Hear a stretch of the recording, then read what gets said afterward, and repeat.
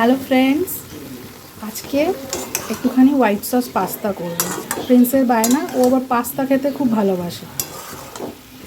বিরিয়ানি আর pasta হচ্ছে ওর সবথেকে favourite. তো আজকে পাস্তা আমি এর আগেও আমার চ্যানেলে ছেড়েছি, কিন্তু আজকে আবার করছি, তাই ভাবলাম একটু শেয়ার করি। এখন পাস্তার জন্য চিকেনটা রেডি করে রাখছি, পাস্তাটা একটু পরে করব। চিকেনটা পেঁয়াজ রসুন কুচিটা বেশি করে লাগে, এরকমভাবে কুচি করে নিয়েছি, কিছুটা রেখেছি, পরে পাস্তার সসটা যখন করব তাতে দেব। তো এখন এটা করে নিচ্ছি, পেঁয়াজ কুচি, রসুন কুচি আর অরিগ্যানো, চিলি ফ্লেক্স, একটু ব্ল্যাক পেপার দেব আর নুন স্বাদ মতো দিয়ে এই চিকেনটাকে রেডি করে রেখে দেবো। চিকেনের পিসগুলো দেখছো, এরকমভাবে কেটে নিতে হবে। এটা রেডি করে রাখবো, তারপরে পাস্তাটাকে বয়েল করে হোয়াইট সস করে মিশিয়ে দেবো। যারা পাস্তা লাভার আছে তারা মোটামুটি জানি পাস্তা কিভাবে। আমিও এর আগে ছেড়েছি, কিন্তু পাস্তাটা আমাদের বাড়িতে প্রায়ই হয়। ছেলের আবদারের জন্য, বায়নার জন্য পাস্তাটা করতে হয়। খেতে ভালোও হয়, আমারও ভালো লাগে খেতে খুব। আমার হাজব্যান্ডও ভালোবাসে, আমার বোন ভালোবাসে। আমাদের বাড়িতে পাস্তা মোটামুটি বলতে গেলে এই জেনারেশনরা ভালোবাসে, কিন্তু আমার মা বাবা ওরা অত ভালোবাসে না।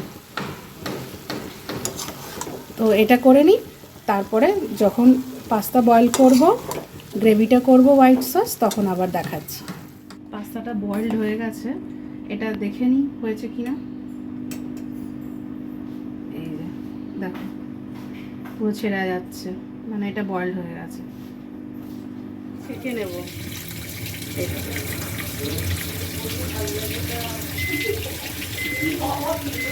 এর ভেতরে জল থাকলে নালে আবার লেগে যাবে।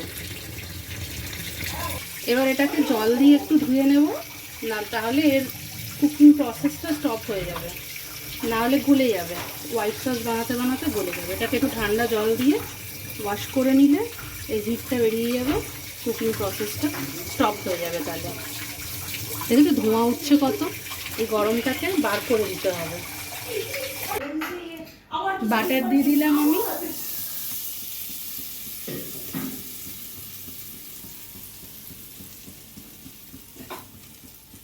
বাটারটা গলুক।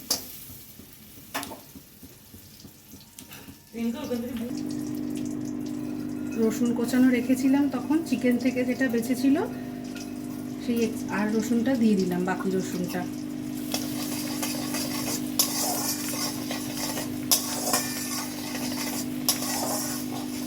আর হোয়াইট সস বানাচ্ছি, রসুনটা অর্ধেক হয়ে গেছে ভাজা, বেশি লাল হবে না। আমি যে ময়দাটা রেখেছি এখানে 3 চামচ মতো টেবিল স্পুনের রয়েছে।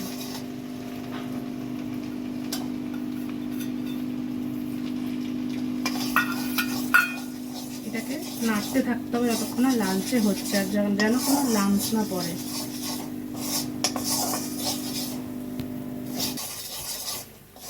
কতটা পাতলা পাতলা হয়ে গেছে আগের থেকে। এবার এতে আস্তে আস্তে করে দুধটা মিশিয়ে দেবো। এটা ভাজা হয়ে গেছে ভালো মতো। দুধটা খুব সাবধানে দিতে হবে আর কন্টিনিউ নাড়তে হবে, নালে দুধটা আমি আগে থেকে জাল দিয়ে এটাকে ঠান্ডা করে রেখেছি, নালে এটা আবার ডালা পাকিয়ে যাবে।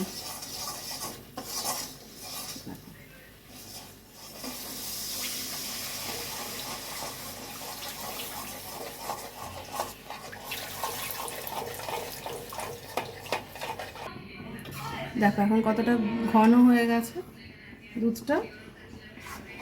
এবার আমি এই যে চিকেনটা বানিয়ে রেখেছি আগে থেকে, সেই চিকেনটাকে দিয়ে দেবো।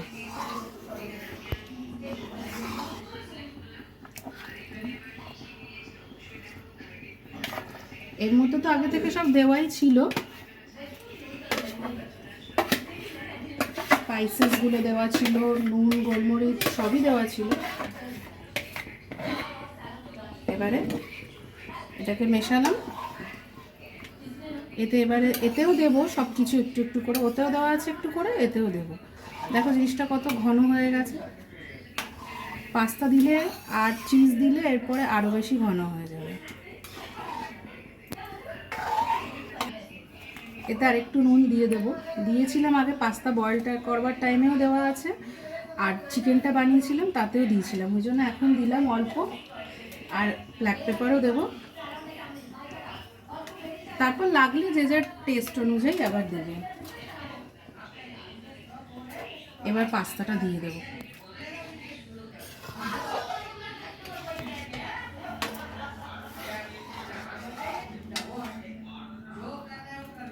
দেখো পাস্তাগুলো ছাড়া ছাড়া রয়েছে, ঠান্ডা জলটা দিয়ে দিয়েছিলাম সেই জন্য, না হলেই এটা পুরো ডেলা হয়ে যেত।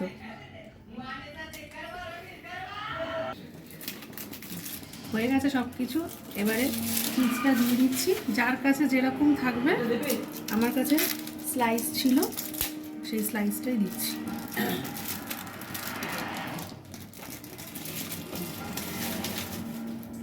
আর এই মশলাগুলো নামাবার আগে আবার একটু দিয়ে দিচ্ছি অরিগ্যানো বা মিক্সড হার্ব, যেটা থাকবে সেটা লাস্টে দিচ্ছি, যাতে আগে তো দেওয়া ছিল চিকেনের টাইমে, লাস্টে দিচ্ছি যাতে ফ্লেভারটা থাকে। আর একটু চিলি ফ্লেক্স, ততক্ষণ এটা মেল্ট হয়ে যাক। লাস্টে তারপর কীরকম লাগছে, চিলি ফ্লেক্সটাও যে যার মতো দেবে, চিলি ফ্লেক্স, নুন, গোলমরিচ এগুলো নিজের মতো দেবে। লাস্টে আমি তারপর দেখাচ্ছি কীরকম লাগছে ফাইনালি। দেখো হয়ে গেছে, কতটা চিজি ক্রিমি হয়েছে। দেখো দেখো কতটা ক্রিমি, দেখছো কতটা চিজি। সার্ভ করে দিচ্ছি, দেখো কতটা ক্রিমি টেক্সচারটা হয়েছে। আমার white sauce pasta ready, tan tan, ready to serve.